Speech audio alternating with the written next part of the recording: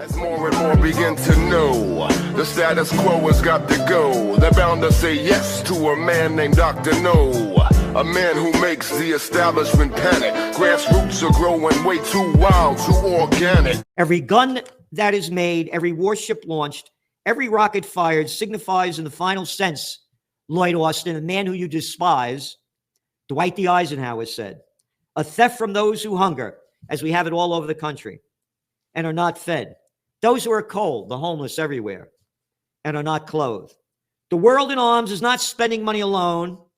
It is spending the sweat of the laborers, the genius of the scientists, the hopes of the children. This is not a way of life at all in any true sense. Under the clouds of war, it is humanity hanging on a cross of iron.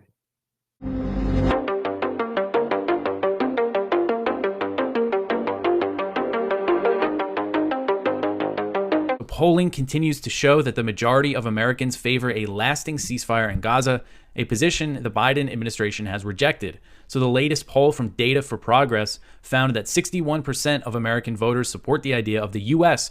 calling for a permanent ceasefire in Gaza and general de-escalation of violence. And this includes 76% of Democrats who were asked, 49% of Republicans, and 57% of independent or third-party voters. When presented with arguments for and against the idea of a ceasefire, so I guess they were told what either side is saying about a ceasefire, the numbers changed a little bit. 52% of respondents still supported a permanent truce, while 34% opposed the idea, and 14% said they did not know what position to take. So this poll was conducted from November 22nd to the 25th, and it surveyed 1,201 likely American voters. So an earlier poll from Data for Progress in October found stronger support for the U.S. calling for a ceasefire, with 66% of respondents in favor, but it did not use the term permanent when posing the question. That was the real big difference I saw, was that this new poll said, would you support the U.S. calling for a permanent ceasefire? And when I first saw that poll in October, honestly, I thought it was too good to be true. You know, I kind of just doubted this idea that so many Americans would like to see the U.S. call for a ceasefire, but now we've seen several polls that are showing that. There was one from Reuters Ipsos last month in November that found 68% of Americans agreed with the statement that Israel should call for a ceasefire and try to negotiate, including 3/4 of Democrats and half of Republicans. And, you know, the Biden administration's position has been, they support, pauses, as they call them, humanitarian pauses, and they supported the hostage deal truce, but they are against the idea of a permanent ceasefire. They want to continue supporting Israel's war, Israel's slaughter in Gaza, and they're doing that by shipping weapons on a near daily basis, and that includes 2,000-pound bombs and all sorts of heavy munitions that Israel's using to destroy Gaza. And of course, there's the political cover, the U.S. deploying aircraft carriers to show that they're backing Israel in the region. And despite the massive civilian casualties in Gaza, the U.S. has maintained that the military aid, all this support for Israel, is unconditional. Vitaly Klitschko, he is the mayor of Kiev, former heavyweight boxing champion, and he has said that Ukrainian President Volodymyr Zelensky is turning Ukraine into an authoritarian state as public criticism of Ukrainian leadership is becoming more common. So he told Der Spiegel the other day, quote, "At some point, we will no longer be any different from Russia, where everything depends on the whim of one man," end quote. So in a separate interview, Klitschko also sided with Ukrainian Commander-in-Chief Valery Zaluzhny, who was recently rebuked by Zelensky for saying the war had turned into a stalemate and that there was no chance of a breakthrough. Klitschko said, quote, "Zaluzhny told the truth. Some may not want to hear the truth, but we can't lie to our people and partners indefinitely," end quote. So saying that Zelensky is lying about the war. But Klitschko also accused Zelensky of not being prepared for Russia's February 2022 invasion. He said, quote, "People wonder why we weren't better prepared for this war, why Zelensky denied until the end that it would come to this. People see who's effective and who's not, and there were and still are a lot of expectations. Zelensky is paying for the mistakes he has made," end quote. This article's from The Hill. I thought it was fine. It's rare that we run stuff from The Hill, but kind of saw this last minute. So tempers boiled over during a classified Senate briefing on Ukraine on Tuesday afternoon when Republican senators insisted on talking about security along the U.S.-Mexico border, while Senate Majority Leader Chuck Schumer and military officials tried to keep the discussion focused on the war. So what's interesting here is that Schumer accused Senate Republican leader Mitch McConnell of attempting to hijack the meeting on Ukraine's defense needs to have an unrelated conversation on border security. So Mitch McConnell, a very staunch supporter of Ukraine, who previously said supporting Ukraine should be the number one priority for Republicans, seems to be prioritizing the border stuff more. At least maybe he's just trying to keep people in his party happy. He definitely still wants to pass this $61 billion for Ukraine, but it looks like they're really trying to get some concessions out of the Democrats. So Zelensky was scheduled to attend the briefing via a secure video conference call, but he canceled his appearance shortly before the meeting. I wonder why he canceled it. It didn't say why. But the discussion got so heated that at one point, Senators Tom Cotton and Kevin Cramer, both Republicans, were shouting questions at the senior Biden administration officials in the room, including Blinken, Secretary of Defense Lloyd Austin, and the new Joint Chiefs Chairman Charles Q. Brown Jr., and basically just yelling about the border. So lots of infighting in the Senate going on here, and still struggling to pass all this Ukraine aid. But Schumer has scheduled a vote to advance Biden's huge $106 billion request for Ukraine, Israel, Taiwan. There's going to be some kind of vote on that on Wednesday, which he expects to fail. So we'll see what happens. Here's Gerald Salenti with today's trends in the news. You just saw the numbers come out today for job openings. They were terrible. Way down. And this is the Christmas season. October, they were starting, that's October numbers. They're down. And then each week in the Trends Journal, we show all the people that are getting laid off. Spotify, what did they just announce? They're firing almost 20% of their workforce. So this is big. So they're going to be lowering interest rates. We've been saying this now for the better part of a year, that they were going to begin lowering them in early 2024. Now the street is saying the same thing. First, they were saying, no, they're not going to start lowering them until May. Now they're up to March. They're going to lower interest rates in the run-up to the presidential reality show because they want to keep in power the people in power.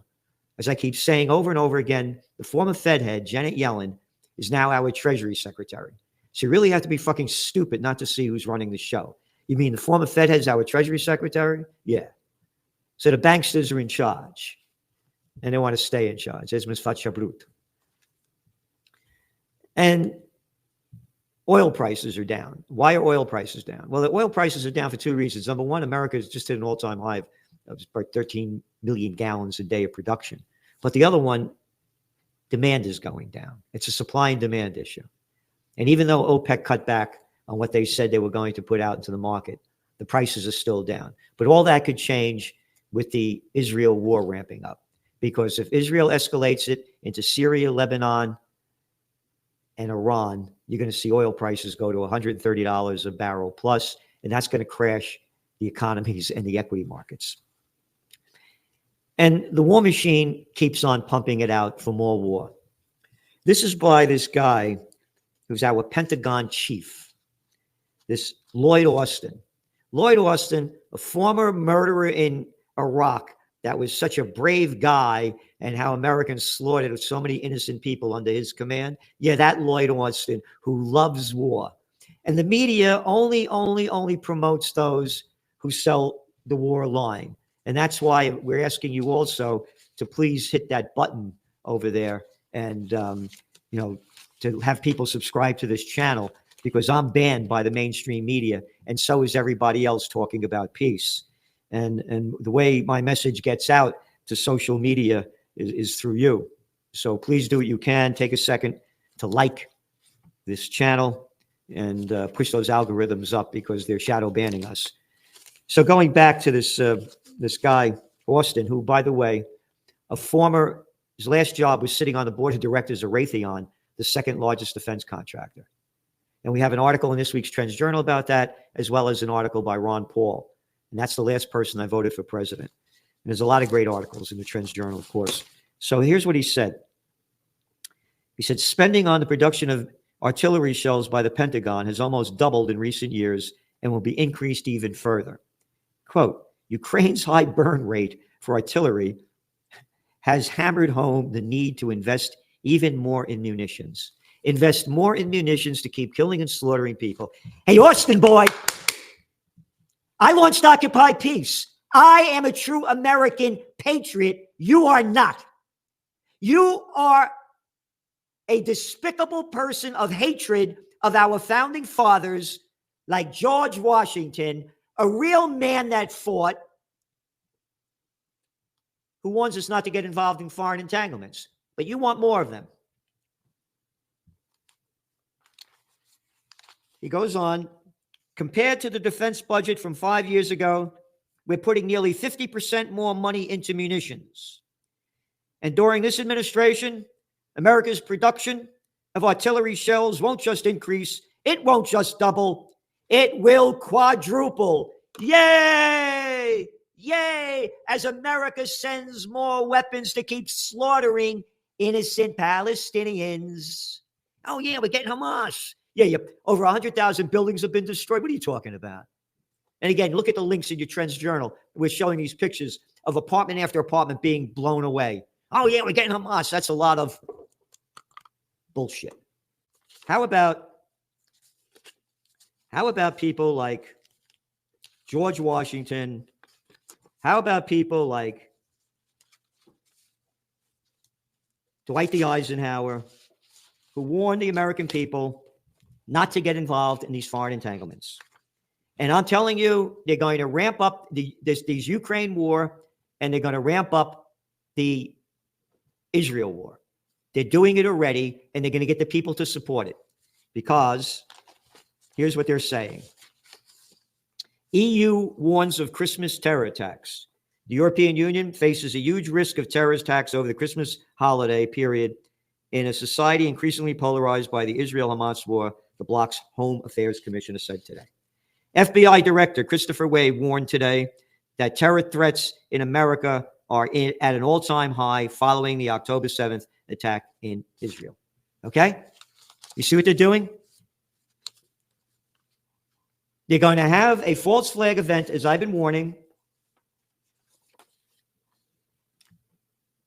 Whether it's Ukraine doing it, something big's going to happen, and everybody's going to support the Lloyd Austin.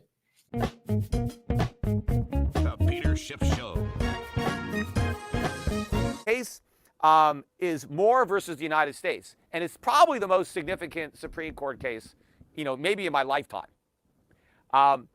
And if you read the way the media is framing it, somehow they're saying that, well, if the plaintiffs prevail on this, that it's really bad because it's going to cost the U.S. government billions or trillions in lost tax revenue.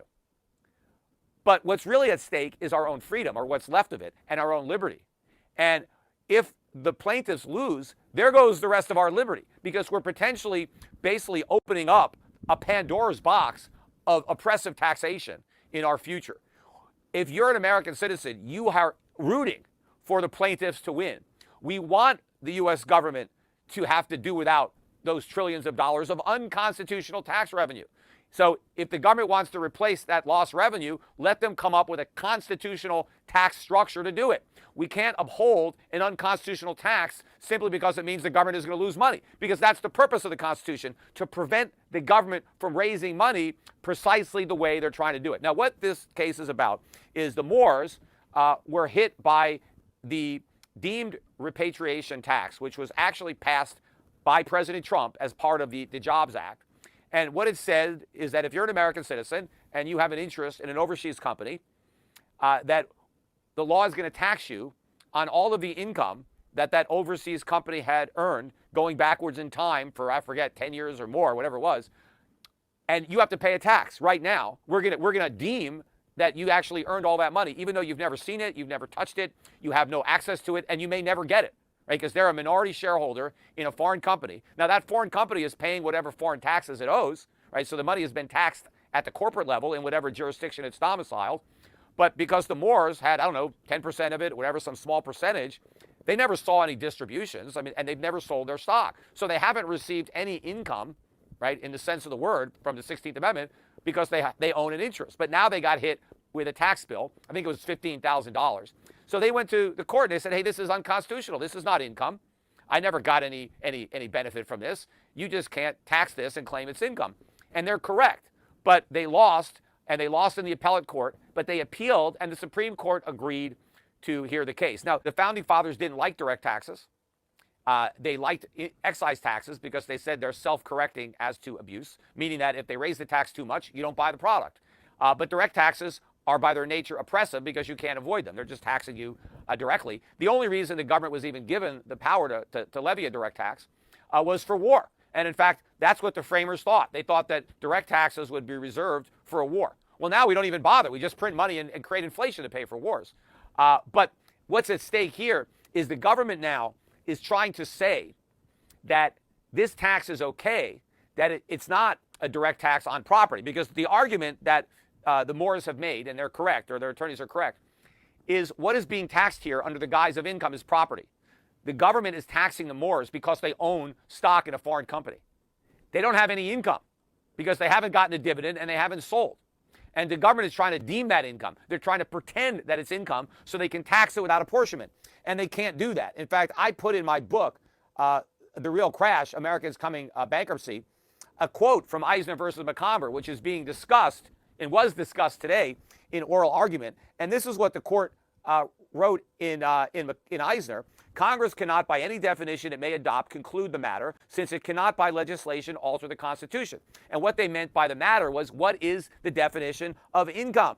And the court said it's not up to Congress. They can't define income however they want, because then they can change the Constitution. You have to have a legal definition of income because that's what Congress can tax. It says they can tax income. So they can't define income. And if you look at all the Supreme Court cases, income is the gain derived from labor or capital or the combination thereof. It is a gain derived. How do you derive a gain? You realize that gain, right? You get money, right, from your activity. You earned money. Now, what the government is arguing is that you don't have to actually realize a gain to have income. The government is claiming that anything that makes you richer. They're saying that income should be defined as any increase in the value of something or your wealth between two arbitrary points in time. So the government can say, hey, between 2010 and 2020, if some asset that you owned went up in value during those 10 years, well, that's income. And now we're going to levy a tax on it, right? This is a huge change in American tax law to try to say that the government can just define any appreciation as income when it can't. And they're really talking about the concept of realization. The plaintiffs are arguing that income has to be realized before it can be taxed, which is true. You have to realize a gain before you have a gain. And if you don't realize the gain, you may never get it. I mean, how many times have you owned a stock that went way up and you didn't sell it, and then it went way down, and by the time you sold it, you actually lost money? The fact that at one moment in time you could have had a gain if you chose to realize it is irrelevant to the fact that that gain is gone and you don't have it. But the government wants to be able to tax it.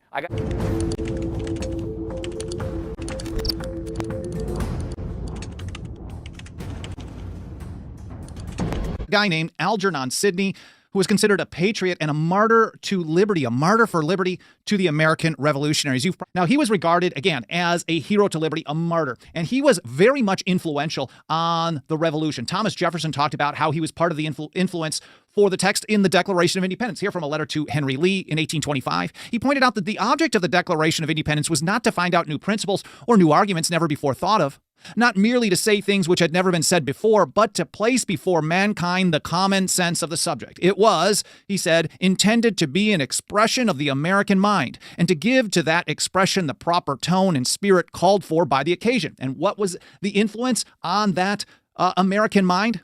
Jefferson put it this way: all its authority rests then on the harmonizing sentiments of the day, whether expressed in conversations and letters, printed essays, or in the elementary books of public right, such as Aristotle, Cicero, Locke, Sidney, etc.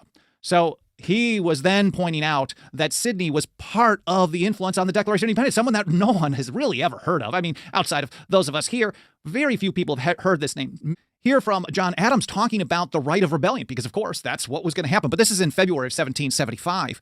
He said, "We are not exciting a rebellion." And I covered it in a previous episode, but you can find it in Algernon Sidney's book. He talks about how, well, this is not a rebellion at all if you are standing up against what government isn't authorized to do. And John Adams is really drawing on Algernon Sidney, which I'll get to in a moment. "We are not exciting a rebellion," he writes. "Opposition nay, open, avowed resistance by arms against usurpation and lawless violence is not rebellion by the law of God or the land. As I mentioned in another episode this week, it's government that's in open rebellion when government refuses to follow the rules given to it. And then if the people choose not to put down that rebellion, then it's on the people. John Adams continued. Now, this is back when Adams was one of the good guys, before he went super monarchist and loved the Alien and Sedition Acts and stuff like that. Atlas of Independence put it this way: resistance to lawful authority makes rebellion. Hampden, Russell, Sidney, Summers, Holt, Tillotson, Burnett, Hoadley, etc. were no tyrants nor rebels, although some of them were in arms, and the others undoubtedly excited resistance against the Tories. So to have resistance to unlawful authority, as Benjamin Franklin put it, rebellion to tyrants is obedience to God. Here's Algernon Sidney. He said, I will not take upon me, and he talks about the three times that he thinks, the three primary times when it's morally acceptable to do this type of thing. He said, I will not take upon me to enumerate all the cases in which this may be done, but content myself with three, which have most frequently given occasions for proceedings of this kind. And you can see here, as we get through this a little bit more, how this was such an influence on the Declaration of Independence and the separation from the British. He said, the first is when one or more men take upon them the power and name of a magistracy to which they are not justly called. So someone being in a position of power, they're not even authorized to be there. A usurper to the throne, for example. The second, when one or more being justly called, continue in their role, their magistracy, longer than the laws by which they are called to prescribe. And then the third, which I think is most applicable, when he or they who are rightly called do assume a power, though within the time prescribed, that the law does not give. So when they do stuff that they are not authorized to do. He said, or turn that which the law does give to an end different and contrary to that which is intended by it. And I think that probably covers somewhere around 99.9999999% of all the federal so-called acts, laws, rules, regulations, orders, and mandates that are on the books today. Fee.org. He put it this way: to retain its liberty, a society must be composed of people who are willing to question the authority of superiors. I mean, if you think about it in application today, how many people in recent years got even worse when it came to just deferring to the experts in government? And then the government, of course, loves this stuff, because when government has people just looking to them to do whatever will make them no longer afraid of whatever they're afraid from, government's going to do all kinds of nasty stuff. We're already talking about the largest government in history, and they are just salivating to keep growing. But so you have to have a people who are willing to question this idea of authority. Here's how Sidney put it: who will wear a shoe that hurts him just because the shoemaker tells him 'tis well made? So he's saying, well, just because these government people tell us stuff, we don't have to necessarily believe them. And I think that's a mentality that we need so much more of today. He goes further. He said, such as have reason, understanding, or common sense will and ought to make use of it in those things that concern themselves and their posterity, and suspect the words of such as are interested in deceiving or persuading them not to see with their own eyes, that they may be more easily deceived. TLDR. The short version is, Sidney is saying, don't trust people with power. And you may have heard me say in the past, I cite people like John Adams talking about power, Abigail, and so many others, talking about you can't trust. John Adams may have summed it up best. Don't trust anyone with power to endanger the public liberty. And I would just add the caveat that also includes the people who tell you don't trust anyone with power, because power is a very corrupting influence. And that's really what this is what Sidney is getting to here. And it's very important, especially at the time. If you think of the time, the king did not like that type of mentality. Again, he didn't publish this. They just found it in his home. He said, we cannot distinguish truth from falsehood, right from wrong, or know what obedience we owe to the magistrate, or what we may justly expect from him, unless we know what he is, why he is, and by whom he is made to be what he is. These perhaps may be called mysteries of state. I thought that was just an interesting ad to include there as well. Just short version, you just cannot trust people with power.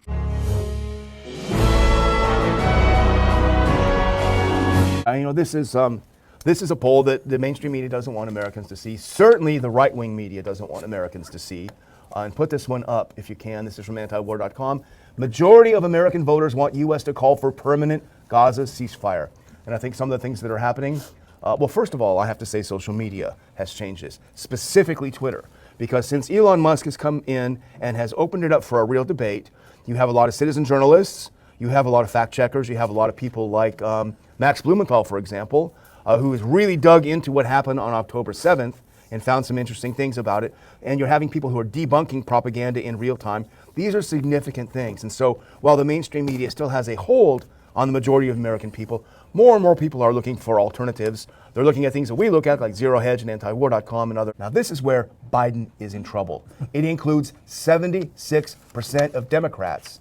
and this is surprising because you wouldn't see this, 49% of Republicans. Okay, so it's not a majority of Republicans, but you're factoring all the neocons, all of the Uber hawks and this. When you even factor all these people in, you're almost at 50-50, people saying we don't want any part of this. And I think one of the things that is behind this, Dr. Paul, is the realization, and more people are seeing this, that this is America's war. We are supplying the bombs, we're supplying the weapons, we're supplying the drones, we're supplying the intelligence, we're supplying the targeting. This is just like Ukraine, this is America's proxy war to a degree. Now, it's not an even fit, but our proxy war in the Middle East. We own this war, and I think a lot of Americans are saying, no thanks. But what our leaders have become dependent on is that this was different because we're going to avoid the body bags. And Vietnam and other things, they would have tried to hide them, which they couldn't get away with. But now they have devised this system where it's our money and all the things that you list, all the responsibility. So we're into this big time, but still the people,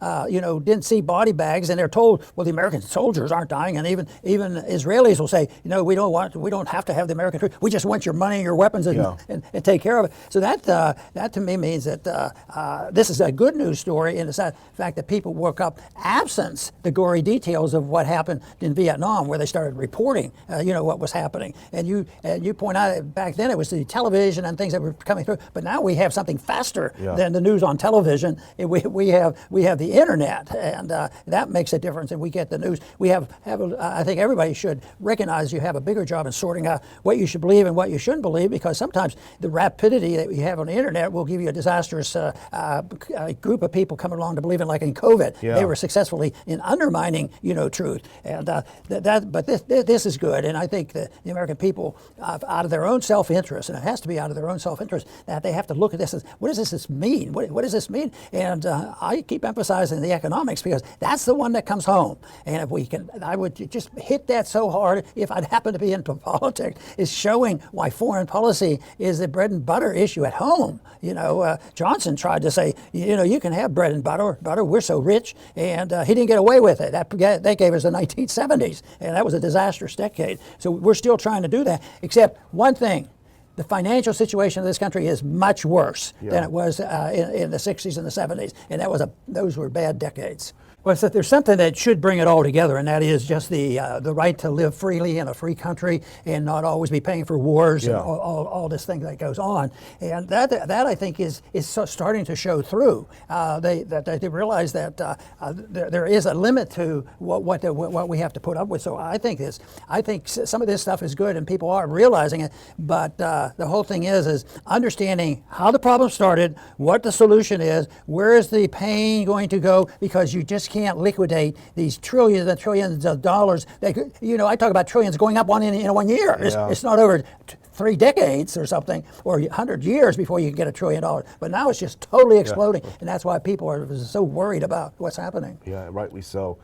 We tried our best to change things immediately, but also to leave a record, of what could be and should have been done. And it wasn't what got to make people, well, how did you know this and this? I said, well, it is really not complicated. Violence is not good. The Constitution gives us good guidelines, and if we act in a moral sense, we don't dig these holes. Clip of Congressman Massey on with Tucker, and he talks about Ukraine here. And let's watch this exchange as we kind of close out, lean toward the edge of today's show. This is such a great exchange. Let's listen to this. We've spent twice as much in Ukraine as we do on all of our roads and bridges federally in the United States. That is money that could have gone to double our infrastructure. Yet we're blowing up infrastructure that we're going to end up, I hate this, but they're going to tell us that we have to rebuild it when this is all over with. The scale of this insanity is hard to digest, and they're saying we have a moral obligation. You're a bad person. You just heard the National Security Advisor say that you're a bad person if you're against this.